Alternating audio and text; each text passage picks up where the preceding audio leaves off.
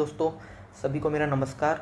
आप सभी का यूपीएससी भारत रत्न शिक्षालय की इस यूपीपीसीएस पीवाईक्यू वीडियो सीरीज़ में आप सभी का हार्दिक स्वागत है। यह हमारी हिस्ट्री सीरीज़ का ये तीसरा वीडियो है, जिसके अंतर्गत हम हिस्ट्री के 2020 में पूछे गए क्वेश्चनों का एनालिसिस करेंगे। आप सभी से रिक्वेस्ट है कि यदि आप लोगों ने प्रीवियस वीडियो नहीं देखे हैं तो आप पहले प्लीज़ उन्हें जाकर देखिए, क्योंकि यहाँ पर हर पेपर जो है वो दूसरे पेपर से एक लिंक चल रहा है। साथ ही साथ एक और रिक्वेस्ट ये है कि आप सभी प्लीज़ हमारे चैनल को सपोर्ट कीजिए, चैनल को सब्सक्राइब कीजिए, उसे लाइक कीजिए वीडियो को। चलिए वीडियो की शुरुआत करते हैं। आज का पहला क्वेश्चन है, the rulers of which of the following dynasty have been called as Shri Parvatiya in Puranas. मतलब पुराणों में किस वंश के शासकों को पुराण में श्री पर्वतीय कहा गया है। ठीक है, इसमें ऑप्शन है वाकाटक, इक्ष्वाकु, ठीक है, शक और खारवेल। तो पुराणों में इक्ष्वाकु वंश के शासकों को श्री पर्वतीय कहा गया है, तो इसका सही जवाब हो जाएगा ऑप्शन नंबर बी। अब इनको थोड़ा सा और डिटेल में देखते हैं हम कि इक्ष्वाकु वंश आखिरकार था कहाँ पर। तो यहाँ पर मैप लगा दिया गया है आपके लिए। तो यहाँ पर इक्ष्वाकु वंश का शासनकाल भी लिखा गया है कि 227 एडी से 306 एडी के बीच यहाँ पर इक्ष्वाकु वंश का शासन था, जो पूर्वी कृष्णा नदी घाटी में इक्ष्वाकु वंश का शासन था। ठीक है, तो अब आगे जाके इसको डिटेल में भी पूछ सकते हैं। तो आपसे ये पूछा जा सकता है कि एक तरफ नदी घाटी दे सकता है और शासनकाल के बारे में पूछ सकता है। तो यहाँ पर आप इसके लिए तैयार रहेंगे कि पूर्वी कृष्णा नदी घाटी में 3वीं शताब्दी के आसपास किस वंश का शासन था। तो इक्ष्वाकु वंश का शासन था। और एक क्वेश्चन इस तरीके का भी बन सकता है कि आपको एक तरफ राजधानी और एक तरफ शासन वंश का नाम दे सकते हैं। तो विजयपुरी यदि राजधानी आए तो किस वंश की? विजयपुरी राजधानी भी किसकी थी? इक्ष्वाकु वंश की थी। तो यहाँ पे इक्ष्वाकु वंश है और इनकी राजधानी का नाम क्या था? विजयपुरी। ठीक है, आगे यहाँ पे बताया गया है कि इक्ष्वाकु को आंध्र इक्ष्वाकु या विजयपुरी के इक्ष्वाकु के रूप में भी जाना जाता है। ठीक है, एक और यहाँ पे फिर इक्ष्वाकु राजाओं ने शैव धर्म का पालन किया और वैदिक संस्कार भी किए। बेसिकली जो इक्ष्वाकु वंश था वो सातवाहन शासन काल के अगला वंश था, मतलब उनका उत्तराधिकार वंश था एक तरीके से। तो सीधी सी बात है कि जो सातवाहन वंश था वो उन्होंने ब्राह्मण धर्म को तेजी से अपनाया और उसी को पालन किया। तो इस यद्यपि बौद्ध धर्म को भी उन्होंने संरक्षण दिया था, लेकिन उनका जो मूल धर्म था वो ब्राह्मण धर्म था। तो इसी प्रकार इक्ष्वाकु राजाओं ने भी शैव धर्म को अपनाया और उसका पालन किया और वैदिक संस्कारों को भी यहाँ पे पालन किया। अब यहाँ पर जो इक्ष्वाकु वंश है उसके समकालीन कौन कौन से शासन थे, तो यहाँ पे आप देखेंगे कि यहाँ पे कलिंग है। ठीक है, कलिंग में आप देखेंगे कि यहाँ चेदी वंश का शासन होगा। ठीक है, यहाँ पे आपको फिर एक है लिच्छवी। ठीक है, यहाँ पे नाग वंश का शासन था। यहाँ पे वाकाटक वंश का भी शासन था। ठीक है, यहाँ पे कुंतल वंश का शासन था। ठीक है, फिर यहाँ पे आपको चोल दिखेंगे, यहाँ पे पांड्य है, यहाँ पे चेरे वंश का शासन है, पल्लव वंश का शासन है। ठीक है, इसी प्रकार यहाँ पर आपको वेस्टर्न क्षत्रप दिखेंगे। ये वेस्टर्न क्षत्रप जो है इन्हें ही शक कहा जाता है। ठीक है, शक वंश इन्हें ही कहा जाता है। फिर यहाँ पे आपको अभिरा वंश का शासन दिखेगा। ठीक है, इसी प्रकार आपको यहाँ पे इष्ट कुषाण का शासन दिखेगा।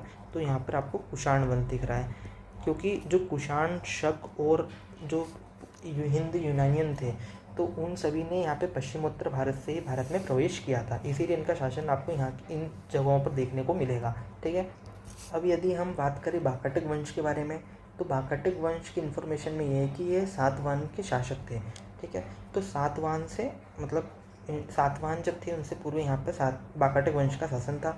और इस राजवंश का संस्थापक कौन था? इस वंश का संस्थापक था विजय शक्ति। तो आपको ये पूछा जा सकता है कि एक तरफ शासन का नाम लिख दे और एक तरफ पूछ सकता है कि उनका संस्थापक कौन है। ठीक है, तो आपको इसलिए ध्यान रखना है कि यदि वाकाटक वंश आएगा तो उसके सामने कौन सा आएगा? विंध्य शक्ति। तो वाकाटक वंश के शासक का नाम है विंध्य शक्ति, तो आपको ध्यान रखना है। और इसका उत्तराधिकारी कौन था? प्रवरसेन था। ठीक है, उसका पुत्र उत्तराधिकारी था। तो आपको एक हल्का सा ध्यान रहे कि प्रवरसेन का संबंध किस राजवंश से है। तो प्रवरसेन का संबंध जो है वो वाकाटक वंश से संबंधित है। ठीक है, आगे आपका अगला जो शासन है वो है शक वंश। शक वंश में इंडो यूनानियों की जगह स्केथियन या स्केशियन भी कहा जाता है। ये भारत में सबसे प्रसिद्ध शक शासक जो था वो रुद्रदामन था, जिसका शासनकाल कब है? 130 ईस्वी के आसपास है। ठीक है, आगे क्या बताया गया है? आगे बताया गया है कि विक्रम संवत नामक एक युग में 58 ईसा पूर्व में माना जाता है, जिसको किसके द्वारा चालू किया गया था, जिसको विक्रमादित्य के द्वारा चालू किया गया था। और इसकी शुरुआत विक्रम संवत की 58 से क्यों मानी जाती है, क्योंकि इन्होंने शकों को पराजित किया था, इस कारण इसको शुरुआत मानी जाती है। अब गांधार स्कूल ऑफ आर्ट को शक और कुषाणों के द्वारा संरक्षण दिया गया है, ठीक है, क्योंकि गांधार स्कूल और आर्ट जो है वो यहाँ पे गांधार क्षेत्र है, तो यहीं से वो क्षेत्र में प्रवेश किए थे, तो इसीलिए इन लोगों ने यहाँ पे इसको संरक्षण दिया है, ठीक है। पारथीन जो थे वो उत्तर पश्चिम भारत में शकों की जगह भी ली थी, ठीक है। अगला आपको दिखेगा चेदी वंश। चेदी वंश का खारवेल तीसरा जो था वो चेदी वंश का राजा था, तीसरा राजा था। खारवेल जो था वो जैन धर्म का अनुयायी था, और आपको इसके उदाहरण कहाँ मिलेंगे, जो इसने खारवेल का एक महत्वपूर्ण अभिलेख है जिसका नाम है हाथी गुम्फा अभिलेख। इस हाथी गुम्फा अभिलेख में आपको चेदी राजवंश के बारे में जानकारी मिलती है, और वे प्रसिद्ध रूप से चेता या चेतवम बासा के रूप में भी जाने जाते हैं। चलते हैं अगले प्रश्न की ओर। अगला प्रश्न है, यहाँ पे 2 लिस्ट दी गई है, लिस्ट 1 और लिस्ट 2, ठीक है। तो लिस्ट 1 में आपको महाजनपद दिए गए हैं, और लिस्ट 2 में आपको कैपिटल्स दी गई है। दोस्तों आपसे ये यहाँ पर आपको बार बार कह रहे हैं कि प्रीवियस ईयर क्वेश्चन की थीम काफ़ी ज़्यादा रिपीट होती है। जैसे कि आपने पहला क्वेश्चन हमने अभी देखा था कि यहाँ पे पूछा गया था कि श्री पर्वती किसे कहा गया है। तो आप यदि प्रीवियस ईयर क्वेश्चन देखेंगे तो आपको लगातार खारवेल, शक, वाकाटक वंश ये ऑप्शन आपको लगातार दिखेंगे, इसीलिए यहाँ पर इनकी थोड़ी सी इन्फॉर्मेशन दी गई है। और साथ ही साथ यदि आप लोग कमेंट करके बोलेंगे तो इन टॉपिकों को और अच्छे से हम डिस्कस भी करेंगे। साथ ही साथ यदि आप लोग हिस्ट्री को अच्छे से पढ़ना चाहते हैं और एंशिएंट और मिडिवल टॉपिक जिसमें से अधिकतर क्वेश्चन आपकी दोनों एग्जाम, यदि आप बीपीएससी के लिए भी तैयारी कर रहे हैं, साथ ही साथ यदि आप यूपीपीसीएस के लिए भी तैयारी कर रहे हैं, तो उसके लिए हमने एंशिएंट इंडिया की एक नई सीरीज़ चालू करी है, तो आप उसको अच्छे से देख सकते हैं। और आप जब उस सीरीज़ को देखेंगे तो आप पाएंगे कि आपके लगभग क्वेश्चन उस एंशिएंट इंडिया की बुक से बन जाएंगे, ठीक है। तो और उसमें आपको बिल्कुल प्रीलिम्स ओरिएंटेड पढ़ाया गया है, और वहाँ पर साइड में कुछ चीज़ें अलग से आपके लिए नोट्स भी बनाए गए हैं ताकि आप उनके माध्यम से अच्छे से पढ़ सकें, ठीक है। चलते हैं अगले प्रश्न की ओर। अभी महाजनपद और इनकी कैपिटल भी पुराने पेपर में भी, दोनों पेपर में आपको लगातार इसके क्वेश्चन दिखेंगे। यहाँ पे ऑप्शन दिया गया था पहला मत्स्य, उसका ऑप्शन मथुरा, कुरु, कोटन, सुरसेन, विराटनगर, और अशमक का दिया था इंद्रप्रस्थ, और आपसे बोला गया था कि इनको सही रूप से सुमेलित करना है, ठीक है। तो एक बार हम क्या करते हैं कि सारे महाजनपदों को एक बार देख लेते हैं और फिर उनकी राजधानी को मिलाने की कोशिश करेंगे। इसी बहाने हमारा एक बार महाजनपद की राजधानी वाला टॉपिक क्लियर हो जाएगा। तो यहाँ पर हमने डायग्राम लगा दिया है जिसमें 16 महाजनपद और उनकी कैपिटलों के बारे में उल्लेखित किया गया है। जैसे यहाँ पे सबसे जो पूर्वी राज्य, ऐसा भी पूछा जाता है बहुत बार कि महाजनपद काल में सबसे पूर्वी राज्य कौन सा था। तो यदि महाजनपद काल की बात की जाए, उसके सबसे पूर्वी राज्य जो था उसका नाम है अंग, और अंग की राजधानी क्या थी, अंग की राजधानी थी चंपा, ठीक है। दूसरा, अंग के साइड में ही जो अगला राज्य था वो था, मतलब अंग के पश्चिमी राज्य जो था वो था वज्जी, उसकी राजधानी थी वैशाली, ठीक है। तो आपको यहाँ पे 2 पता चल गए, एक है अंग जिसकी राजधानी है चंपा, एक है वज्जी जिसकी राजधानी है वैशाली, ठीक है। फिर एक अगला जो पड़ेगा वो कौन सा पड़ेगा, वो पड़ेगा मगध, जो इस साम्राज्य का सबसे शक्तिशाली साम्राज्य था, और इसी ने देखा जाए तो आगे जाके पूरे मगध के आसपास के क्षेत्र और साथ ही साथ यहाँ तक आपको साम्राज्य में कब्जा कर लिया था। तो मगध साम्राज्य की राजधानी का नाम है पाटलिपुत्र। उसके मगध के जस्ट उत्तर में और वैशाली के नीचे और आपका मल्ल के नीचे कौन सा राज्य पड़ता है बीच में इनके, इनका पड़ता है काशी, जिसकी राजधानी का नाम है वाराणसी, ठीक है। तो आपको यहाँ पे पता चल गया काशी और उसकी राजधानी का नाम है वाराणसी, ठीक है। अगला है मल्ल। मल्ल की राजधानी का नाम क्या है, मल्ल की राजधानी है कुशीनारा, ठीक है। तो मल्ल की राजधानी हो गई कुशीनारा। फिर यहाँ पे एक प्रदेश है कौशल। कौशल की राजधानी का नाम क्या है दोस्तों, कौशल की राजधानी है श्रावस्ती, ठीक है, आपको ध्यान रखना है। फिर उसके उत्तर में राज्य एक है पांचाल। पांचाल की 2 राजधानी है, ठीक है, एक है आही छत्र और एक है काम्पिल्य, तो आपको ये दोनों नाम याद रखने हैं।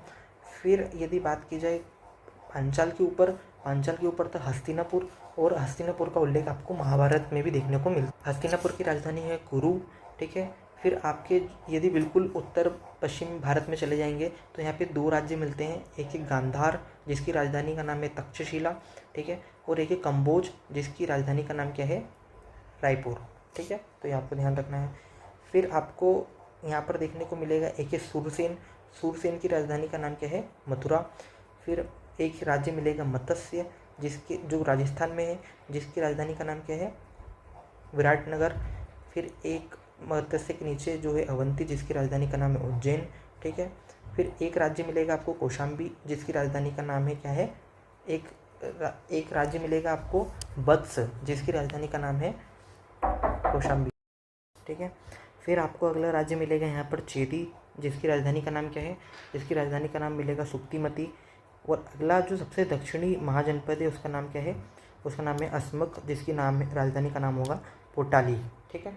तो आप देखते हैं कि हमारे ऑप्शन में यहाँ पे क्या क्या था। सबसे पहला ऑप्शन था मत्स्य, और मत्स्य की राजधानी का नाम है विराटनगर, तो ए का ऑप्शन हो जाएगा आपका 3, ठीक है। दूसरे नंबर पे है कुरु, कुरु की राजधानी हो जाएगी इंद्रप्रस्थ, बी का 4। सी ऑप्शन है आपका सुरसेन, सुरसेन की राजधानी है मथुरा, सी का 1। और डी राजधानी अस्मक, अस्मक की अभी में पड़ा पोतन। तो आपका क्रम बनेगा 3 4 1 2। तो आपका कहाँ पर है 3 4 1 2, 3 4 1 2 आपका ऑप्शन सी, ये सही क्रम बनेगा दोस्तों, ठीक है। चलते अगले प्रश्न की ओर। अगला प्रश्न क्या है, अगला प्रश्न है आपका कि नीचे 2 स्टेटमेंट दिए गए हैं, आपको बताना है कि कौन सा स्टेटमेंट सही है, ठीक है। तो आपका पहला स्टेटमेंट है, हमारे पास चोलों के बारे में उनके पूर्ववर्तियों की तुलना में बहुत अधिक जानकारी है, ठीक है।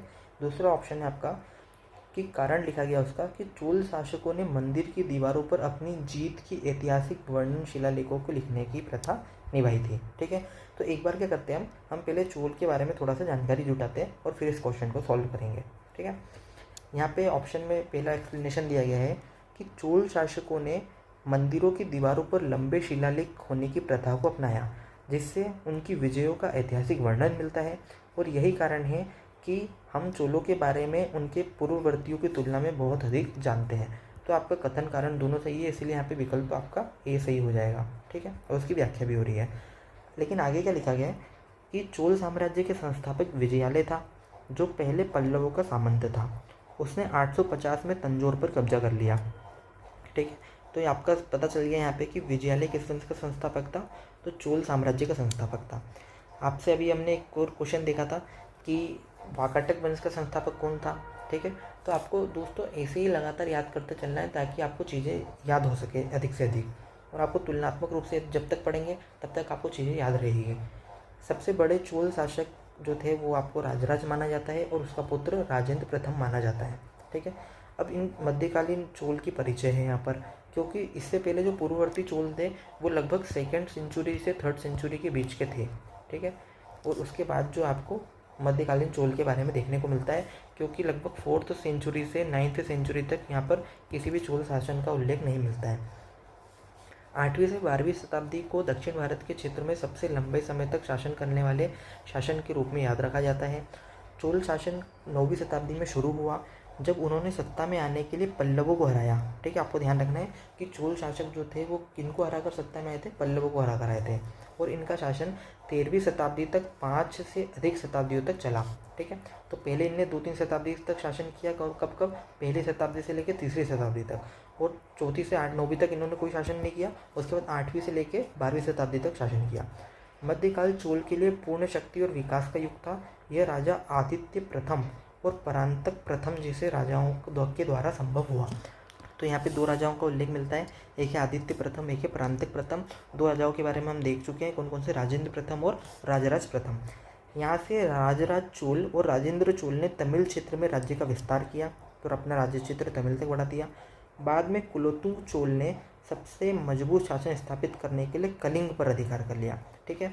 जैसे कि हमने अभी मैप में यहाँ पर देखा कि जैसे मैंने अभी यहाँ पे देखा था कि ये सातवाहन शासन यहाँ पर था, ठीक है, सॉरी चोल शासन यहाँ पर था, यहाँ पे चोल शासन था।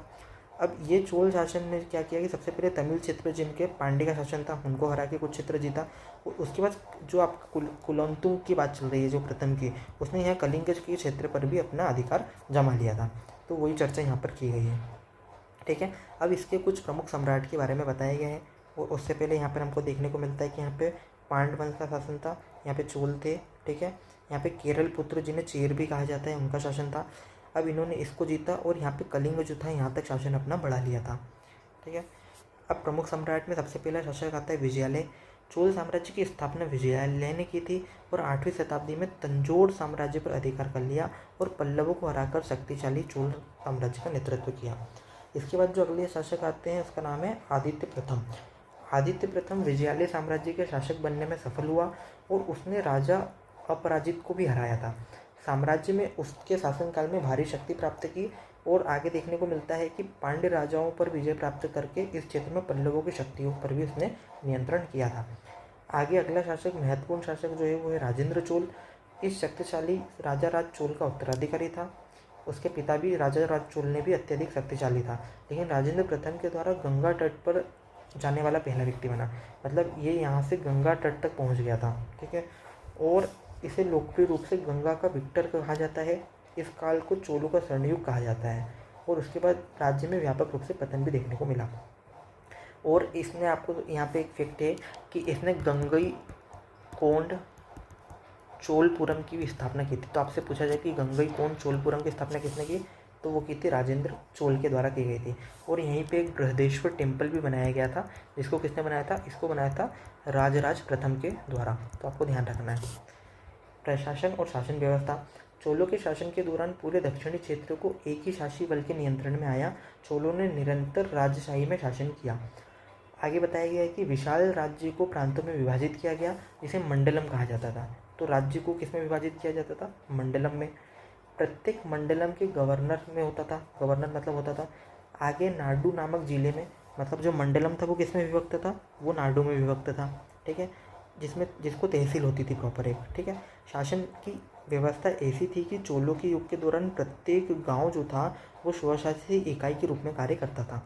चोल कला, कविता, साहित्य, नाटक के प्रबल संरक्षक थे। प्रशासन को मूर्तियाँ, चित्रों के साथ कई मंदिर और परिसर के निर्माण में भी देखा जा सकता है। आगे आपको जानकारी मिल रही है यहाँ पे कि राजा केंद्रीय प्राधिकारी बना रहा, जो निर्णय लेता था और शासन भी करता था। वास्तुकला के क्षेत्र में आप देखेंगे तो चोल वास्तुकला मंदिर वास्तुकला की द्रविड़ शैली का प्रतीक करता है। आपको यहाँ पे इन्फॉर्मेशन दे देता हूँ कि ये जो हिमालय वाला क्षेत्र है, तो हिमालय से लेकर जो ये विंध्य पर्वत तक का क्षेत्र है, इसको कौन सा क्षेत्र, इसको बोलते कौन सी, इसको बोलते नागर शैली, ठीक है। तो एग्जाम्पल के लिए जैसे अभी जो राम मंदिर बना है अयोध्या में, वो कौन सी शैली में बना है, वो नागर शैली में बना है। फिर आपका विंध्य पर्वत से लेके जो यहाँ पर कृष्णा नदी बहती है, वहाँ तक का क्षेत्र जो है इसको बोलते हैं बेसर शैली, ठीक है। ये बेसर शैली हो गई। और तीसरी उपशैली जो है वो है आपकी ये वाली, जो द्रविड़ शैली के नाम से जानी जाती है, जो कृष्णा नदी घाटी के दक्षिण में है, इसको द्रविड़ शैली कहा जाता है, ठीक है आपको। और बेसर शैली जो इन दोनों के मिश्रण से बनी हुई है, ये ध्यान रखना है आपको। अब देखते हैं चोल मूर्तिकला के बारे में। तो हाँ, यहाँ पर एक चीज़ लिखी गई कि कुछ भव्य मंदिर बनाए थे इन्होंने।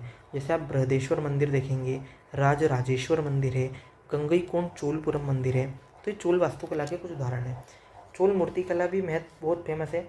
चोल मूर्तिकला का महत्वपूर्ण प्रदर्शन जो है वो तांडव नृत्य मुद्रा करते नटराज की मूर्ति है।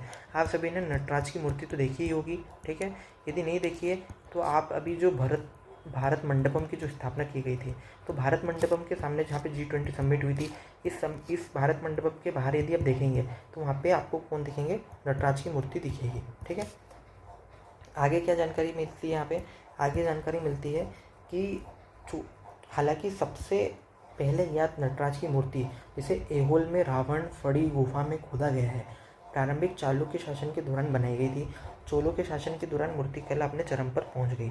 13वीं शताब्दी में चोल कला के कारण चित्रण भूदेवी, पृथ्वी देवी की मूर्ति, विष्णु की छोटी पत्नी और उनको दर्शाने वाली मूर्ति, वो अपने दाहिने हाथ में लिली पकड़े हुए हैं, ठीक है, सुंदर चित्र देखने को मिलते हैं। चोल कांस्य मूर्तियों को विश्व की सर्वश्रेष्ठ प्रतिमाओं में भी शामिल किया जाता है। तो हमारे देखा जाता है यहाँ दोनों क्वेश्चन सही हो जाएंगे कि हमारे पास चोलों के बारे में पूर्ववर्तियों की तुलना में बहुत अधिक जानकारी है, साथ ही साथ उनके ऐतिहासिक मंदिर में शिलालेखों के पुराण देखने को मिलते हैं। तो आपका दोनों कथन यहाँ पे सही हो जाएगा। अगला क्वेश्चन क्या है, अगला क्वेश्चन है कि निम्नलिखित में से किस भारतीय पुरातत्वविद ने सर्वप्रथम भीमबेटिका की गुफाओं का दौरा किया और उसके शैल चित्रों के प्रागैतिहासिक महत्व की खोज की। तो इसका सही जवाब क्या हो जाएगा, इसका सही जवाब हो जाएगा B.S. बांडकर, ठीक है। यदि B.S. बांडकर की बात की जाए तो इन्होंने 1958 में इस गुफा की खोज की थी, ठीक है, B.S. बांडकर के द्वारा। और मध्य प्रदेश में ये स्थित है भीमबेटिका की गुफा, कहाँ पे, मध्य प्रदेश के रायसेन जिले में है। भीमबेटिका शैलाश्रय जो है वो पूरा पाषाण युग का है। तो आपसे पूछा जाए कि कौन से युग में भीमबेटिका गुफा में थी, तो भीमबेटका गुफा का संबंध है पुरापाषाण युग से।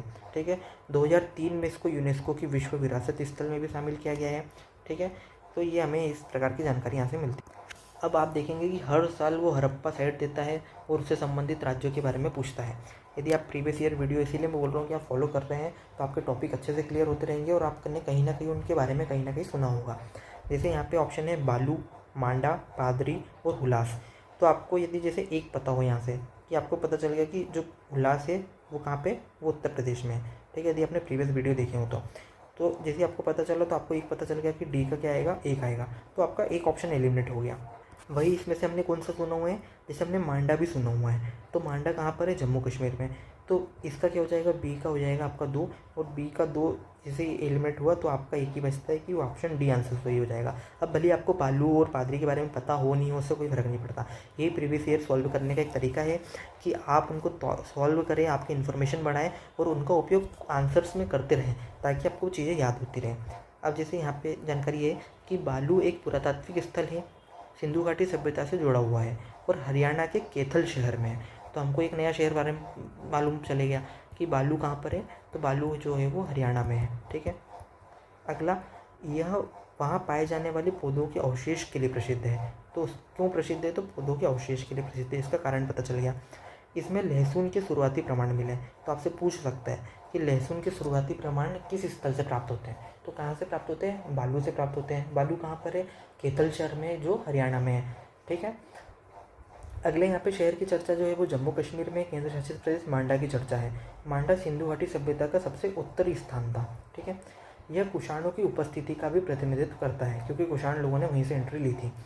अगला जो है वो पादरी जो है वो गुजरात का वो पुरातात्विक स्थल है।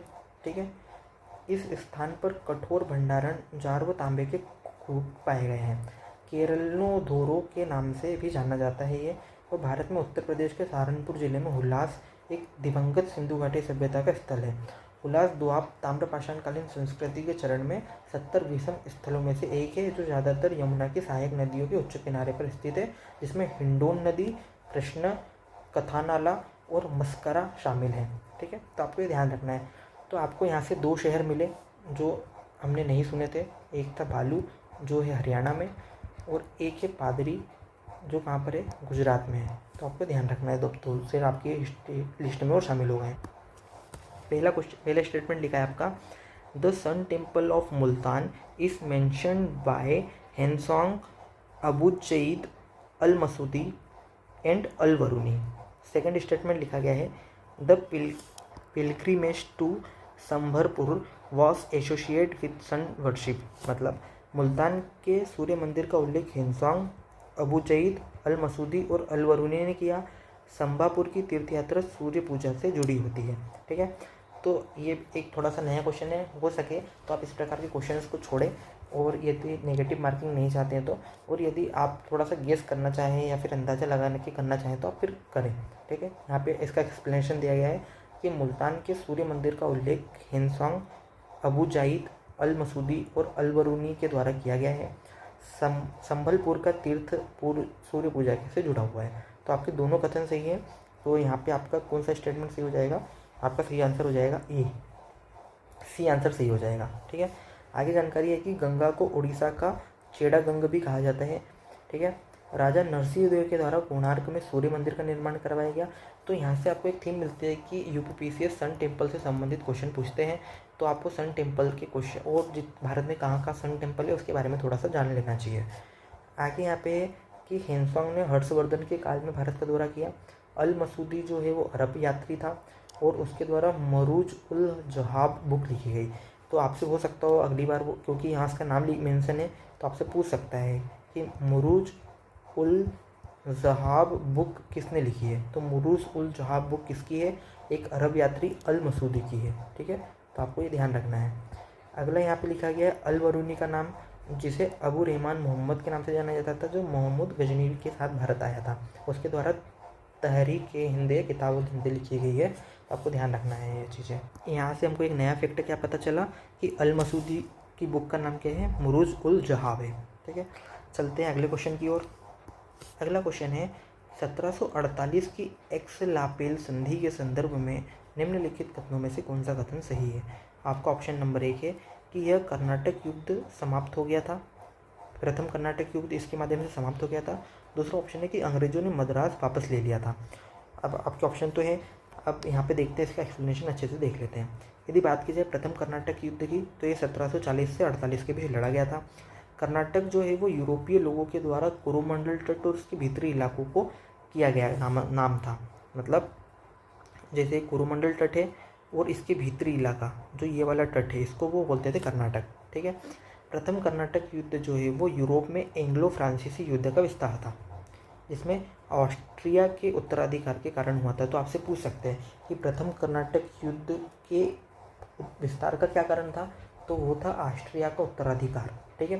प्रथम कर्नाटक युद्ध को एक और नाम से जाना जाता है, वो नाम क्या है, उसको बोलते हैं सेंट थॉमे की लड़ाई। ठीक है। तो यदि आपसे पूछे कि निम्नलिखित में से किस युद्ध को सेंट थॉमे की लड़ाई के नाम से जाना जाता है, तो वो प्रथम कर्नाटक युद्ध को जाना जाता है, जो फ्रांसीसी सेना और कर्नाटक के नवाब अनवरुद्दीन की सेनाओं के बीच लड़ा गया था, जिन्हें अंग्रेजों ने मदद शामिल थी।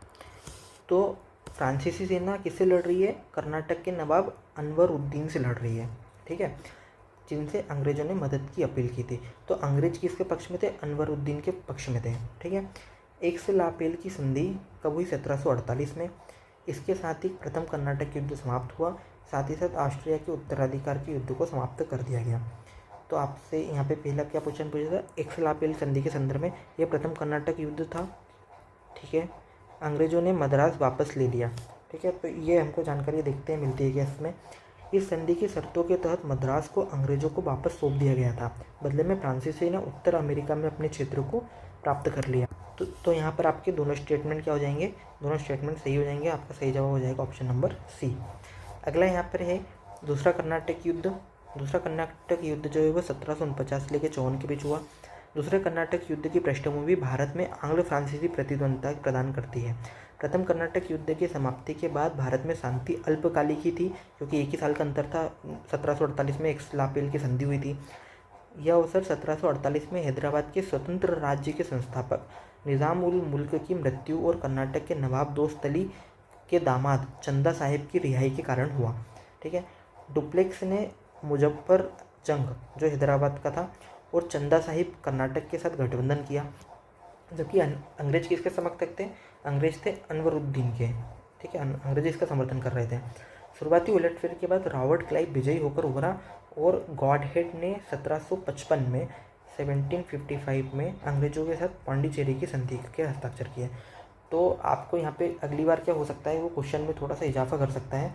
और इजाफा करके क्या कर सकता है, वो इजाफा करके ये कर सकता है कि आपसे पूछ सकता है कि जैसे प्रथम कर्नाटक युद्ध किससे समाप्त हुआ, तो उसका नाम क्या है, एक्स-ला-पेल की संधि। ठीक है। आपसे पूछ सकता है सेकंड कर्नाटक युद्ध किससे समाप्त हुआ, तो सेकंड कर्नाटक युद्ध आपका समाप्त हुआ किससे, पांडिचेरी की संधि से। ठीक है। आगे हुआ तीसरा कर्नाटक युद्ध। 1758 में फ्रांसीसी general count Thomas Arthur D लेली के नेतृत्व में फ्रांसीसी सेना ने 1758 में सेंट डेविड और विजयनगरम के अंग्रेजी किलों को जीत लिया। अब अंग्रेज आक्रामक हुए और मसूलीपट्टनम में एडमिरल डी ऑचे के तहत फ्रांसीसी बड़े भारी नुकसान में पहुंच गए। तीसरा कर्नाटक युद्ध की लड़ाई 22 जनवरी 1760 को तमिलनाडु के वांडीवास में लड़ी गई और ये पेरिस की संधि के साथ पांडिचेरी को फ्रांसीसियों को वापस कर दिया गया और बाकी क्षेत्र पर किसने शासन किया, अंग्रेजों ने। तो पहली संधि हुई एक्स-ला-पेल की, दूसरे में हुई पांडिचेरी की और तीसरे में कई की संधि हुई, पेरिस की संधि हुई। तो आपको ध्यान रखना है क्रम। अगले प्रश्न पर देखते हैं।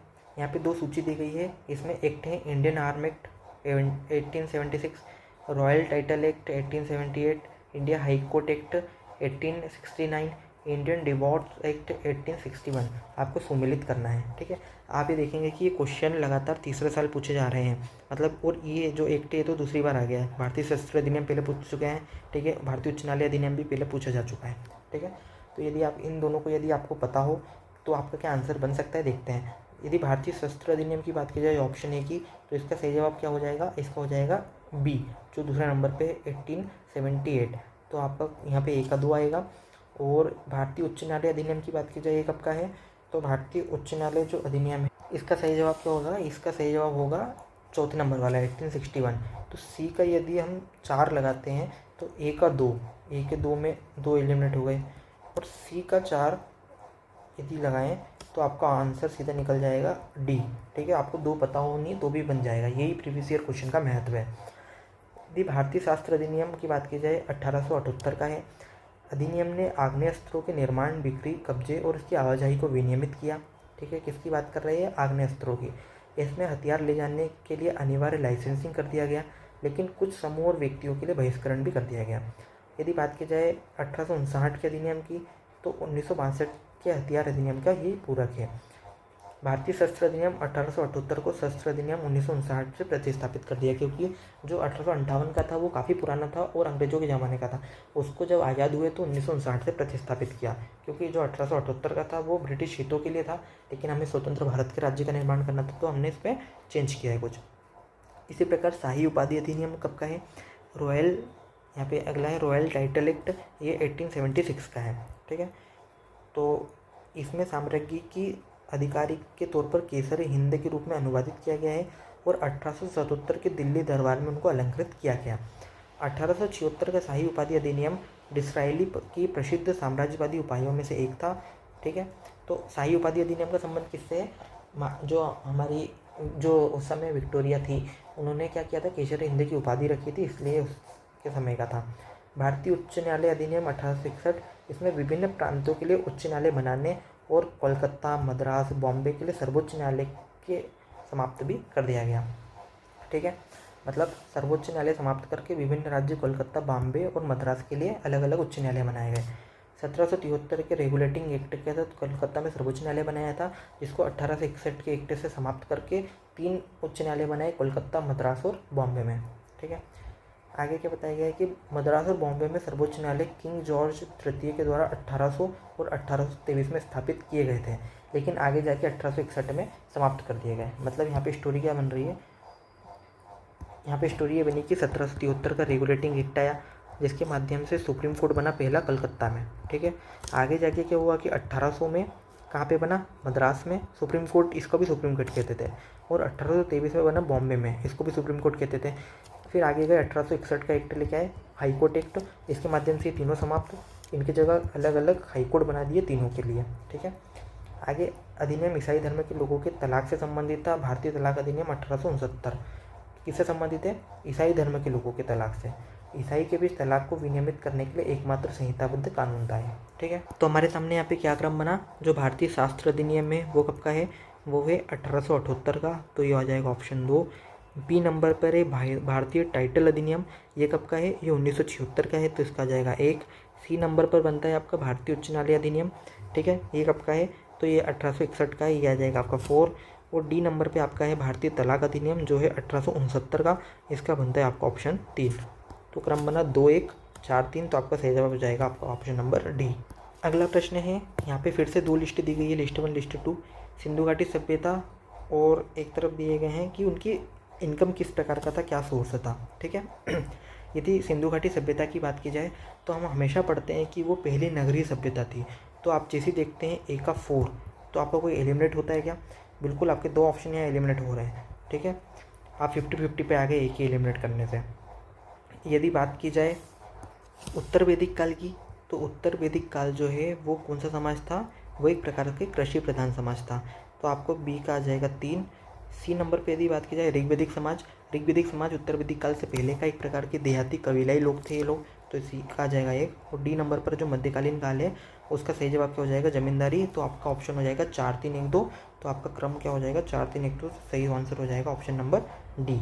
ठीक है, तो दोस्तों यहाँ पर फिर से एक बार मैं बता रहा हूँ कि यदि आप लोगों ने हमारी एंशिएंट इंडिया की सीरीज़ देखी हो, तो नहीं देखी हो तो आप एक बार उसको जाके विजिट कीजिए, और आप देखेंगे कि यदि आपने उस सीरीज़ के, वो मुश्किल से 20-20 मिनट के वीडियो हैं एक चैप्टर के, यदि आपने उसको स्पीड बढ़ाकर 2x पे भी देखा तो भी आपका लगभग रिकैप हो जाएगा और ये चीज़ें आपको अच्छे से याद होगी और सीधे आपके आंसर तक पहुँच सकेंगे। अब यहाँ पे एक्सप्लेनेशन क्या दिया गया है कि सिंधु घाटी सभ्यता शहरी समाज से संबंधित है। जॉन मॉर्सल सिंधु घाटी सभ्यता शब्द का प्रयोग करने वाले पहले विद्वान थे। तो आपसे पूछा जा सकता है कि निम्नलिखित में से किन व्यक्तियों के द्वारा सिंधु घाटी सभ्यता शब्द का पहला प्रयोग किया गया? तो इसके द्वारा किया गया जॉन मॉर्सल के द्वारा।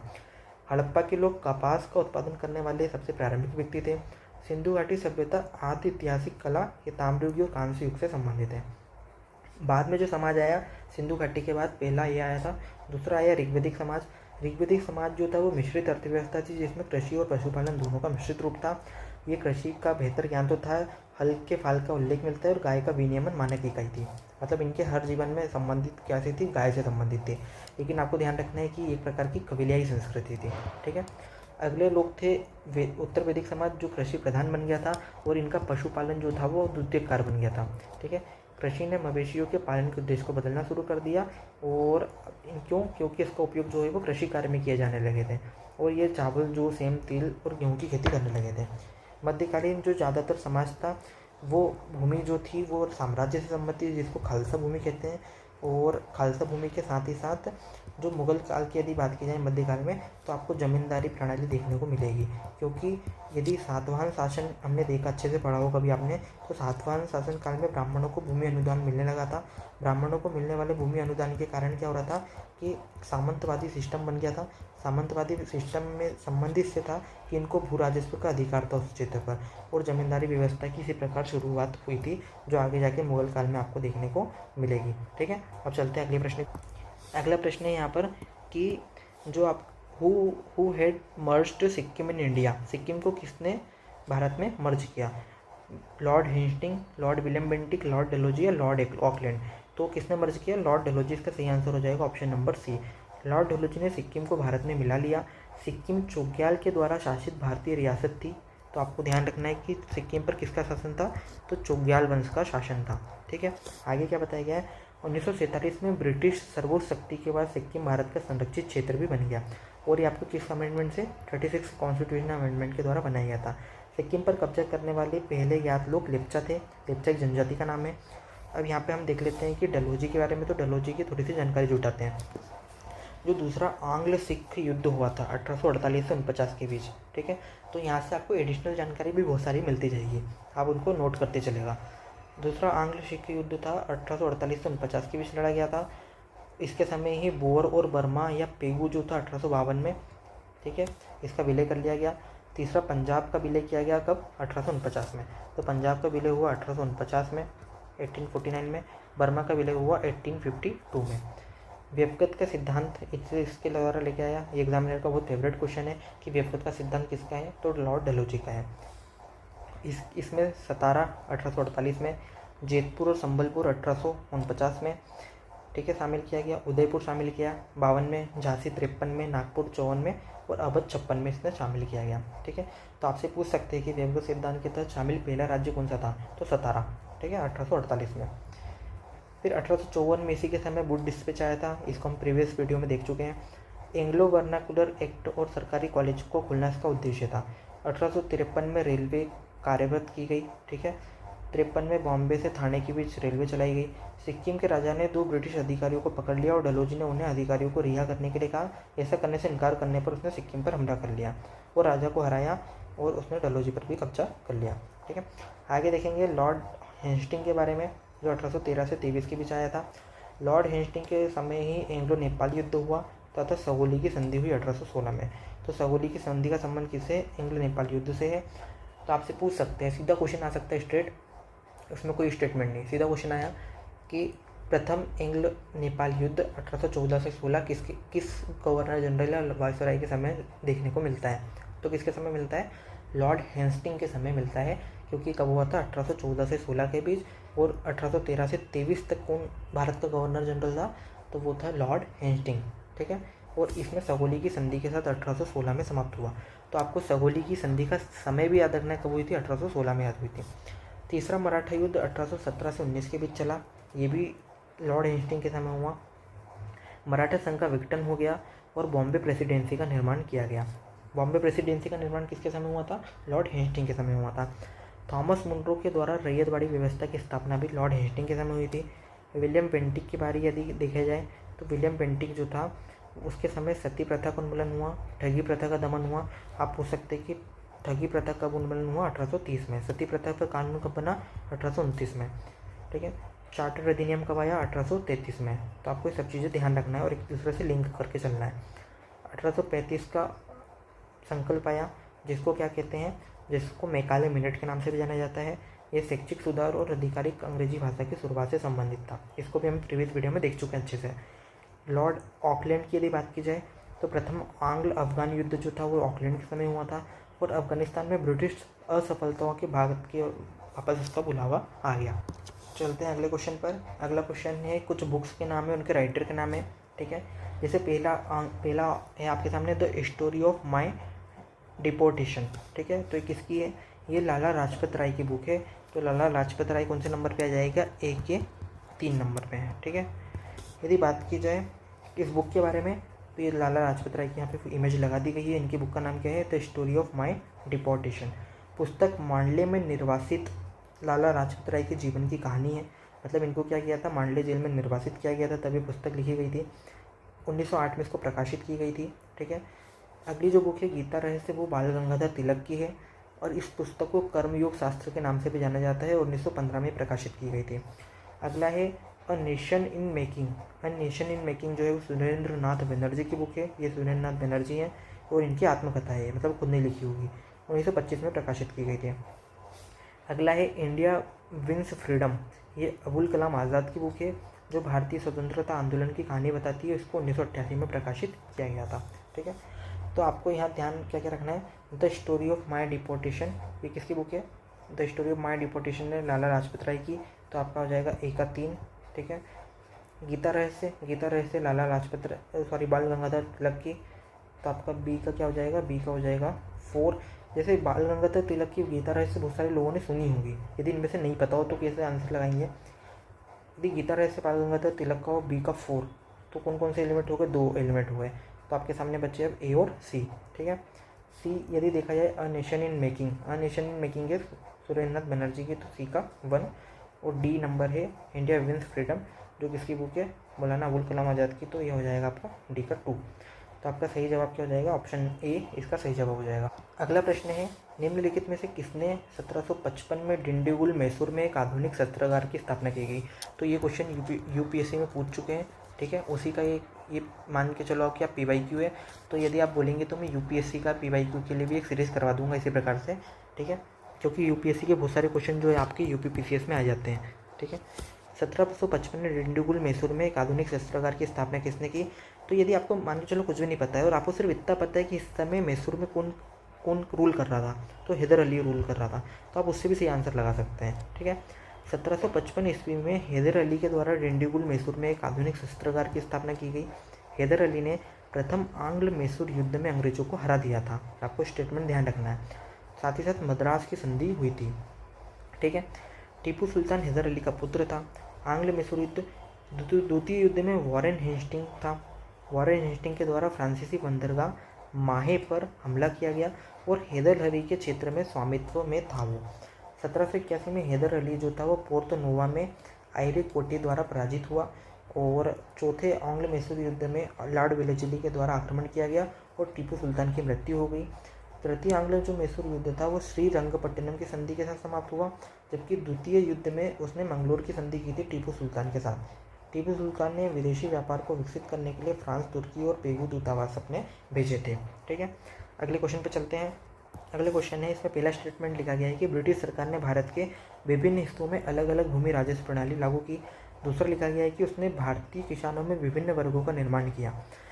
तो यदि आप देखेंगे तो इसके दोनों स्टेटमेंट सही है, क्योंकि इस प्रकार के जनरल स्टेटमेंट को आप सही मानेंगे और स्पष्टीकरण भी सही मानेंगे। इसमें अपना ज़्यादा दिमाग लगाने उसको गलत करने की ज़रूरत नहीं है, ठीक है। विभिन्न भूमि राजस्व नीतियाँ कौन कौन सी थी? जैसे सबसे पहले यदि देखा जाए तो स्थायी बंदोबस्त प्रारंभ हुई। तो स्थायी बंदोबस्त का जनक कौन था? कॉर्नवालिस। कब लागू हुई? 1793 में लागू हुई। किन क्षेत्रों में लागू की गई? तो ये बंगाल, बिहार, उड़ीसा, उत्तरी मद्रास और वाराणसी के कुछ जिले थे, ठीक है। दूसरी व्यवस्था थी रैयतवाड़ी व्यवस्था। इसका जनक कौन है? तो रैयतवाड़ी व्यवस्था का जनक था थॉमस मुनरो। ये कब हुई? 1820 में मद्रास, बॉम्बे, असम और कुर्ग के कुछ क्षेत्र में लागू हुई है। तीसरी व्यवस्था थी मालवाड़ी व्यवस्था। ये लाहौल मेकांजी के द्वारा लागू की गई 1822 में, ठीक है। ये पंजाब, अवध और आगरा, उड़ीसा के उत्तर प्रदेश के कुछ भाग में थी, ठीक है। तो ये बंगाल, बिहार और उड़ीसा में आपकी थी परमानेंट सिस्टम, जिसका नाम है स्थायी बंदोबस्त। बॉम्बे और मद्रास में थी रैयतवाड़ी सिस्टम, यहाँ पे मालवाड़ी सिस्टम, ठीक है। अब इनकी विशेषताओं को देखते हैं। जैसे स्थायी बंदोबस्त जो थी, इसमें जमींदार को भूमि का मालिक बना दिया गया, उसको निश्चित भू राजस्व था। इसे सनसेट लॉ भी लागू था। सनसेट लॉ मतलब जैसे कोई जो ज़मींदार है जिसको अपॉइंट किया गया है कि वो भू राजस्व का कलेक्ट करेगा, तो जो अंग्रेज थे उनको तो ये था कि उनको 10/11 भाग चाहिए, और 1/11 भाग जो था वो क्या किसको देंगे, माफ़ कीजिएगा यहाँ पे थोड़ा सा गड़बड़ हो गई है। यहाँ पे इन्होंने अंग्रेजों ने क्या बताया, बोला था कि 1/10वां भाग है वो रखेंगे ब्रिटिश, और 1/11वां भाग है वो कौन रखेगा, वो रखेगा ये आपका ज़मींदार। ठीक है, तो ज़मींदार क्या करता था, ज़्यादा से ज़्यादा भू राजस्व वसूल करता था, लेकिन एक निश्चित तारीख फिक्स करिए। जैसे इस महीने की 12 तारीख को आपको पैसा देना है, तो ये तय रहा कि 12 तारीख को आपको पैसा देना ही है, यदि नहीं देंगे तो ज़मींदारी किसी और को दे दी जाएगी, इसलिए इसको सनसेट लॉ कहा जाता है। ठीक है, ज़मीन हस्तांतरित हो गई सनसेट लॉ के तहत। रैयतवाड़ी व्यवस्था की बात की जाए तो भू राजस्व से सीधे सरकार एकत्र करती थी, मतलब ये किसान है एक्स नाम का, ये किसान जो है वो सीधे मतलब ब्रिटिश गवर्नमेंट को क्या करता था, भेजता था। ज़मींदार को हटा दिया गया, क्योंकि ज़मींदार के समय क्या था, स्थायी बंदोबस्त था। उसमें सबसे पहली कमी ये थी कि उसमें जो रेट थी वो बदल नहीं सक रहे थे, मतलब बदल नहीं पा रहे थे, जिसके कारण उनको भू राजस्व को नुकसान भी हो रहा था। साथ ही साथ जो ज़मींदार था वो बिचौलिए के रूप में काम कर रहा था, तो उसको हटा दिया इन्होंने, और राजस्व दरों को संशोधित भी किया जा सकता है इसमें। मालवाड़ी व्यवस्था की बात की जाए तो प्रत्येक गांव के अनुमानित राजस्व की गणना सभी भूखंडों के सभी रूपों में की जाने लगी। ग्राम प्रधान को राजस्व एकत्र करने और कंपनी को भुगतान करने के लिए कहा गया है यहाँ पे। ठीक है, उसे ही प्रभावकारी बना दिया गया। यहाँ पे कोई राजस्व दर तय नहीं थी, कभी भी चेंज कर सकते थे। समस्त प्रभाव जो था भारतीय किसानों के खराब होने पर था, मतलब तीनों के द्वारा किसानों की दुर्गति हुई। यदि बात की जाए अगले प्रश्न की, तो अगला प्रश्न क्या है, कालक्रम में सजोना है आपको। जैसे इसमें बुक्स के नाम है कुछ, फतवाए जहांगीरी, पृथ्वीराज रासो, किताब उल हिंद और तबकात नासिरी, ये कुछ बुक के नाम है, आपको उनको कालक्रम में जमाना है। तो यदि आपने प्रीवियस ईयर वीडियो देखे हों तो इनमें कौन कौन सी बुक आपने देख चुके हैं, आपने देख चुके हैं पृथ्वीराज रासो, किताब उल हिंद, फतवाए जहांगीरी और तबकात नासिरी, आपने चारों बुक देख चुके हैं। यदि आपने अच्छे से देखा हो तो उनका सन भी आपको याद होगा और आप इस क्वेश्चन को आराम से कर लेंगे। जैसे 1030 ईस्वी में अबू रहमान अल बुरानी किताबुल हिंद लिखी गई, तो किताबुल हिंद किसने लिखी, अल बरूनी ने। कब आया था, 1030 में। ठीक है, ये अरबी भाषा में लिखी गई है। अगली बुक है पृथ्वीराज रासो, जिसको किसने लिखा है, चंद्र बरदाई के द्वारा लिखा गया है। ये पृथ्वीराज 3 के जीवन काल पर आधारित है, और उसकी मृत्यु के बाद 1235 में इसको लिखा गया। ये वज्र भाषा में लिखी गई है। चंद्र बरदाई ने गजनी की यात्रा और पृथ्वीराज रासो के मरने के बाद मोहम्मद की मदद ली। ठीक है, उसका पुत्र था वो। तबकात नासिरी मिनहाजुल सिराज की बुक है। ठीक है, मध्ययुगीन बुक है, पुस्तक फारसी में लिखी गई है, और तबकात नासिरी जो है 1260 में लिखी गई है। ठीक है, फतवाए जहांगीरी जो है वो जियाउद्दीन वर्नी की बुक है। तो यदि किताब उल हिंद सबसे पहले आएगी तो 3, तो आपके 2 एलिमिनेट हो गए। ठीक है, और आपको इतना पता होगा कि इन सब में जो जहांगीर है वो सबसे आखिरी में था। ठीक है, जहांगीर ज़्यादारी के ऊपर है, तो आपका सही आंसर क्या हो जाएगा, डी, 3, 2, 4, 1। मतलब सबसे पहले आ जाएगी किताब उल हिंद, दूसरे नंबर पे आ जाएगी पृथ्वीराज रासो, अगली आ जाएगी तबकात नासिरी मिनहाजुल सिराज की, उसके बाद फतवाए जहांगीरी। तो आप इन बुकों को एक बार अच्छे से, और हमारा प्रीवियस वीडियो देखिए, उसमें आपको जानकारी मिल जाएगी। अगला क्वेश्चन है, who was the ruler of Golconda when Aurangzeb seized the fort of Golconda in 1687। तो कौन था उस समय राजा, यदि बात की जाए तो अबुल हसन कुतुब शाह इस समय राजा था। ठीक है, ये हो गया। 1687 में जब औरंगजेब ने गोलकुंडा किले पर कब्जा किया, उस समय गोलकुंडा का शासक कौन था, अबुल हसन कुतुब शाह था। अबुल हसन कुतुब शाह कुतुब शाही राजवंश का था। तो आपने यदि PYQ यदि देखा होता तो PYQ में आपको पता होता है कि गोलकुंडा पर किस वंश का शासन था, तो गोलकुंडा पर शासन था किसका, कुतुब शाही का। ऐसे ही फैक्ट क्लियर होते दोस्तों, आपको बार बार रिवाइज करना होगा, बार बार आप एक ही चीज़ को देखेंगे उससे रिवाइज होगा। अबुल हसन कुतुब शाह कुतुबशाही राजवंश का 8वां और अंतिम शासक था। औरंगजेब को कुतुबशाही की सेना में सेना अधिकार सरंदाज खान के विश्वासघात की विजय मदद प्राप्त हुई। मतलब क्या किया था, सरंदाज खान जो था इसने विश्वासघात किया था और वो औरंगजेब की टीम में शामिल हो गया, इसी कारण हार गए थे। गोलकुंडा किला जो था वो काकतीय राजवंश के द्वारा बनवाया गया था। तो आपको ध्यान रखना है कि गोलकुंडा पर शासन किसका था, कुतुबशाही राजवंश का, अबुल हसन कुतुब शाह का। लेकिन गोलकुंडा का किला बनवाया किसने था, तो बनवाया था काकतीय राजवंश के द्वारा। अगला है औरंगजेब। औरंगजेब के बारे में चर्चा है कि इसको फतवाए आलमगीरी औरंगजेब के द्वारा संकलित किया गया था। उन्होंने औरंगाबाद में एक ताजमहल बनवाया था, बीबी का मकबरा, इसे जिंदा पीर भी कहा जाता है। और ये यूसुफ आदिल शाही ने क्या किया था, बीजापुर के आदिल शाह की स्थापना यूसुफ आदिल शाह के द्वारा की गई थी। ये औरंगजेब के द्वारा कब्जा इसको भी किया गया था। तो आपसे पूछ सकते हैं कि बीजापुर में किस वंश का शासन था, तो आदिल शाही राजवंश का था। यहाँ पे अगला प्रश्न है कि अकबर ने लड़के और लड़कियों के लिए विवाह की आयु तय करने की कोशिश की। अकबर ने लड़कियों को माता पिता के दबाव में नहीं बल्कि मर्जी से शादी करने की बात कही। तो ऐसे क्वेश्चन में क्या होता है, दोनों पॉजिटिव है तो दोनों को सही मान लेना चाहिए। ठीक है। शादी की न्यूनतम आयु लड़कियों के लिए 14 वर्ष और लड़कों के लिए 16 वर्ष तय कर दी गई, 14 एंड 16। उन्होंने सती प्रथा को समाप्त कर दिया, विधवा पुनर्विवाह को वैध कर दिया, बाल विवाह को हतोत्साहित किया। ठीक है। अकबर ने लड़कियों को अपनी मर्जी से शादी करने की आज़ादी दी, न कि माता पिताओं के दबाव में। अब अकबर के बारे में चर्चा है कि हुमायूं के सबसे बड़े पुत्र अकबर पंजाब के कन्नौर में 14 वर्ष की आयु में जलालुद्दीन मोहम्मद अकबर बादशाह गाजी की उपाधि से सिंहासन पर बैठा। उसका प्रशिक्षक बैरम खान था।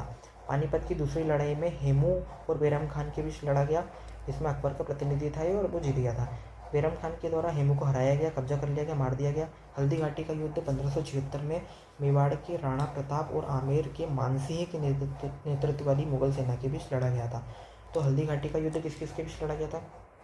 हल्दी घाटी का युद्ध आमेर के मानसिंह और मेवाड़ के राणा प्रताप के बीच लड़ा गया था। ठीक है, 1576 में। 1576 से पहले वो पानीपत की दूसरी लड़ाई लड़ चुका था। अब यदि कल को आपको कालक्रम में जमाने को आता है पानीपत की दूसरी लड़ाई और उसके बाद आता है हल्दी घाटी, तो आपको ध्यान रखना है कि पानीपत की दूसरी लड़ाई कब लड़ी गई थी? 1556 में। और हल्दी घाटी का युद्ध कब लड़ा गया था? 1576 में। ठीक है, अब ध्यान रखना इसको। राणा प्रताप पराजित हो गए और अकबर ने 1581 में एक नया धर्म दीन इलाही की स्थापना की। अकबर ने दिल्ली में फतेहपुर सीकरी, आगरा किला, लाहौर किला, इलाहाबाद किला और हुमायूं का मकबरा भी बनवाया था। अगला क्वेश्चन है यहाँ पे कि कुछ अधिकारी के उनके कर्तव्य दिए गए, आपको जोड़ी मिलाना है। उससे पहले क्या करते हैं, हम एक बार देखते हैं। तो जो मुगल शासन था, मुगल केंद्र सरकार के अधीन कई अधिकारियों के पद थे जिनके द्वारा उनका शासन और प्रबंधन प्रणाली चलाई जाती थी। इन सब में सबसे पहला है दीवान-ए-तन। दीवान-ए-तन जो था वो वेतन और जागीर की देखभाल करने वाला और संरक्षक था। तो आप इसको कैसे याद रख सकते हैं? जैसे इसमें लिखा है दीवान-ए-तन और इसमें वेतन, तो आप इसको इससे याद रख सकते हैं। दीवान शब्द फारसी भाषा का एक शब्द है। ठीक है। मुस्तरफी मतलब होता है ऑडिटर। तो मुशर्रफ के द्वारा तैयार किया गया आय व्यय के खातों की जांच। जैसे आज के समय में लोक लेखा अधिकारी होते हैं, उसी प्रकार उस समय मुस्तरफी होते थे जो ऑडिटर होते थे। ठीक है। एक अधिकारी है मुशरिफ। मुशरिफ कौन थे? मुशरिफ जो थे वो अंकेक्षित आय व्यय की जांच करते थे। ठीक है, मतलब मुशर्रिफ और मुस्तरफी इनका लगभग काम दोनों का एक जैसे ही था। ठीक है, ये आय व्यय की खातों की जांच करता था और जब ये जांच कर लेता तो उसका अंकेक्षण कौन करता था? वो मुशर्रिफ करता था। एक है वाक्य नवीस। वाक्य मतलब जैसे वाक्य, क्या वाक्य हुआ, तो वैसे समाचार लेखक था वाक्य नवीस। ठीक है, समाचार और खबरों की जानकारी देता था। वाक्य मतलब होता है खबर, तो उसे याद रख सकते हैं आप। फिर एक है मीर आतिश। मीर आतिश जो था वो ये मंत्री न होकर शाही तोप खाने जो होते थे, आतिशबाजी कैसे होती है? तोप खाने से, तो आप याद रख सकते हैं। फिर है दोरदा-ए-पोस्ट चौकी। दोरदा-ए-पोस्ट चौकी जो थी क्या थी? वो खुफिया विभाग हुआ करता था। फिर मीर-ए-आर्य। मीर-ए-आर्य जो था वो राजा को भेजे गए आवेदन की प्रभारी था। मीर-ए-बहार। मीर-ए-बहार कौन था? सेना की सेना थी। इसका मुख्य कार्य नौकाओं की देखभाल करना था। फिर एक है मीर-ए-तुजाक या तुजुक। ये धर्म मंथन का एक अधिकारी था। तुजुक का मतलब होता है धर्म मंथन का अधिकारी। मीर-ए-बर। बर को आप कैसे याद रखते हैं? वन से, और वन का वन विभाग का अधिकारी। नज़ीर-ए-ब्यूतूत, ये किससे संबंधित है? शाही कारखानों से। ठीक है। और बिटिक्की जो था वो अकबर ने अपने शासनकाल के दौरान 19वें वर्ष में अदालत की सभी घटनाओं और समाचारों को लिखने के लिए नियुक्त किया था। किसे? बिटिक्की से। तो आप ये आपसे पूछ सकते हैं कि मध्यकालीन भारत में बिटिक्की कौन थे? तो बिटिक्की कौन था? अदालत की सभी घटनाओं और समाचारों को लिखने के लिए नियुक्त किया गया एक अधिकारी। इसके अलावा यह प्रांतों की जमीनों और किराए के कागजात भी तैयार करवाता था। अमल गुजार के अधीन काम करता था। आमिल अकबर। आमिल जो था वो 18 साल के बाद अकबर के द्वारा गुजरात, बिहार, बंगाल को छोड़कर पूरे उत्तर भारत में एक भ्रष्ट संपत्ति कमाने वाले परजीवियों की भर्ती करने के लिए, जिन्हें जनता की करनी कहा जाता था। मुसुद्दी ये बंदरगाहों की प्रशासन को देखरेख करता था। अब आपके क्वेश्चन में क्या क्या पूछा गया है? जैसे दीवान-ए-तन। दीवान-ए-तन का जैसे आ जाएगा क्या? जागीर और वेतन की देखभाल करने वाला। तो एक का आएगा 3। इससे कौन कौन से गलत हुए? तो आपका एक से सीधा आंसर निकल गया, आपको और दूसरे देखने की ज़रूरत ही नहीं है। फिर देख लेते हैं। जो मुस्तरफी है वो क्या करता था? आय व्यय की जाँच करता था, हमने देखा भी। मुशर्रिफ जो करता था वो क्या करता था, वो आपका करता था कार्यालय की देखभाल, अंगक्षेपण करता था, और वाक्य नवीस जो था फरमानों की एक सूची तैयार करता था। अगला क्वेश्चन पूछा गया आपसे, किताब ए नूरस पुस्तक का लेखक कौन है? तो इसका लेखक कौन है? इब्राहिम आदिल शाह द्वितीय, इसके द्वारा किताब ए नूरस लिखी गई थी। बीजापुर का सुल्तान था ये, इसने नूरस पुस्तक लिखी। पुस्तक के 39 और 17 दोहे हैं जो दक्कनी उर्दू में लिखे गए हैं। ठीक है, यह उन रागों को संदर्भित करता है जिन्हें उन्होंने गाया था। इब्राहिम आदिल शाह द्वितीय संगीत के प्रति समर्पित था और वो ध्रुपद गायक भी था। तंबूर नामक वाद्य यंत्र भी बजाता था। तो आपसे क्या कर सकते हैं, आगे इसका स्टेटमेंट बना सकते हैं कि इब्राहिम आदिल शाह के संदर्भ में विचार करिए, ये ध्रुपद गायक था, ये तंबूर वाद्य यंत्र का वादक था, इसके द्वारा किताब ए नूरस लिखी गई। तो आपको ये थोड़ा सा चीज़ें ध्यान रखनी है। ठीक है, इसका उपयोग कब किया जा सकता है? दीवान सुल्तान, कुलियत सुल्तान, इंतिखाब ए मोहम्मद और मानी सुखान के नाम से भी इसको जाना जाता है। तो अब ये नाम ध्यान रखिएगा, इंतियाब ए मोहम्मद, कुलियत सुल्तान, दीवान सुल्तान और मानी सुखान। कुलियत शाही अली आदिल शाह के द्वारा लिखी गई है। ठीक है, तो यहाँ पे आदिल शाह भी ऑप्शन में था। इस आदिल शाह के द्वारा की बुक का नाम लिखा गया है कुलियत ए शाही। तो कुलियत ए शाही किसकी रचना है? अली आदिल शाह की। ठीक है, अगला क्वेश्चन है आपका कि निम्नलिखित में से कौन सी मुगलकालीन नहर फिरोज शाह के रजवाहा को पुनर्स्थापित करती है? तो इसका सही जवाब क्या हो जाएगा? इसका सही जवाब हो जाएगा शाहब नहर। ठीक है, ऑप्शन बी। शाहब नहर का निर्माण फिरोज शाह के रजवाहा को बहाल करने के लिए किया गया था। यमुना से निकली ये नहर को रजवाहा कहा जाता है। इसने 7 अन्य सहायक नहरों के साथ मुंडी और सरमोराहा पहाड़ियों में हासी तक यमुना के नीचे पानी को पहुंचाया। सतलज नदी से झज्जर तक 150 मीटर लंबी नहर है। फिरोज शाह तुगलक की यदि बात की जाए तो इसने कई नहरों की मरम्मत की और हक शर्व, हासिल शर्व जल कर भी लगाया। तो आपसे पूछ सकते हैं कि मध्यकालीन भारत में हक ए शर्व किससे संबंधित है? तो ये किससे संबंधित है? एक प्रकार का जल कर था। ठीक है, फिर इसने एक जजिया कर भी लगाया। इसके द्वारा कुरान द्वारा स्वीकृत 4 प्रकार के कर भी लगाए गए। कौन कौन से स्वीकृत कर कुरान में? एक है खराज, एक है जक़ात, एक है जजिया और एक है खम्स। ठीक है, इन्होंने दिल्ली में एक अस्पताल भी बनवाया, इसको दारुल शिफा के नाम से जाना जाता था। साथ ही साथ तारीख़ फिरोज शाही और फतवा जहांगीरी भी इसके द्वारा लिखी गई। ठीक है, तो ये चीज़ आपको ध्यान रखना है। फिर अगला क्वेश्चन पूछा गया है आपसे कि कौन सा सुमेलित नहीं है। ठीक है, शेख मोइनुद्दीन अजमेर चिश्ती। ठीक है, चिश्ती संप्रदाय से अजमेर में है, तो ये कथन सही है। शेख बोहराउद्दीन गरीब दौलताबाद, ये कथन भी सही है। शेख मोहम्मद हुसैनी क्या गुलबर्गा से था? नहीं, ये कहाँ से संबंधित है? ये मुल्तान से संबंधित है। ठीक है, तो आपको चीज़ें ध्यान रखना है। माफ़ कीजिएगा, शेख मोहम्मद जो है वो गुलबर्गा हुसैनी, ये सही जोड़ी है। और शेख निज़ामुद्दीन मुल्तान ओलिया, ये मुल्तान से नहीं थे। शेख निज़ामुद्दीन ओलिया कहाँ से थे? तो ये दिल्ली से संबंधित थे। तो आपको ये ध्यान रखना है। ठीक है, शेख निज़ामुद्दीन ओलिया कहाँ पे थे? दिल्ली में स्थित थे। शेख निज़ामुद्दीन ओलिया को महबूब इलाही के नाम से भी जाना जाता है। वह सूफी संप्रदाय के चिश्ती सिलसिले से ताल्लुक़ रखते हैं। चिश्ती सिलसिले की यदि बात की जाए तो इसकी स्थापना किसके द्वारा की गई थी? ख्वाजा अब्दुल चिश्ती के द्वारा। और भारत में चिश्ती सिलसिले की स्थापना ख्वाजा मोइनुद्दीन चिश्ती के द्वारा की गई थी। ख्वाजा मोइनुद्दीन चिश्ती के अन्य शिष्य ख्वाजा कुतुबुद्दीन बख्तियार काकी थे। ठीक है, कुतुब मीनार का निर्माण कुतुबुद्दीन के द्वारा बख्तियार काकी को ही नाम से किया गया था। दिल्ली के अंतिम महत्वपूर्ण चिश्ती सूफी संत नासिरुद्दीन चिरागी दिल्ली थे। शेख मोइनुद्दीन चिश्ती को ख्वाजा गरीब नवाज के नाम से जाना जाता है, ये अजमेर में स्थित है इनकी दरगाह। और शेख बोहराउद्दीन गरीब निज़ामुद्दीन ओलिया के शिष्य थे। ठीक है, बोहराउद्दीन किसके थे? शेख निज़ामुद्दीन ओलिया के। उनकी मृत्यु दौलताबाद में हुई थी। मोहम्मद बिन यूसुफ अल हुसैनी हजरत ख्वाजा बंदा नवाज कीसू दराज के नाम से प्रसिद्ध है। वह चिश्ती सिलसिले के संत जो गुलबर्गा में स्थित है। तो आप एक बार फिर से ध्यान रख लीजिए, शेख मोइनुद्दीन चिश्ती अजमेर में सही है। शेख बोहराउद्दीन गरीब दौलताबाद में सही है। शेख मोहम्मद हुसैनी गुलबर्गा में, ये भी कथन सही है। शेख निज़ामुद्दीन ओलिया दिल्ली में है, ये कथन अपने आप में गलत हो जाएगा।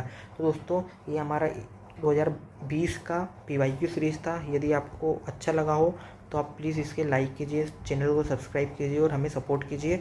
हम इसी प्रकार PYQ से संबंधित सीरीज़ लाते रहेंगे। और आप बेल आइकन को भी दबा लीजिए ताकि आपको नोटिफिकेशन समय पे मिल जाए। ठीक है, आप अपना ध्यान रखिए, मिलते हैं अगले वीडियो में।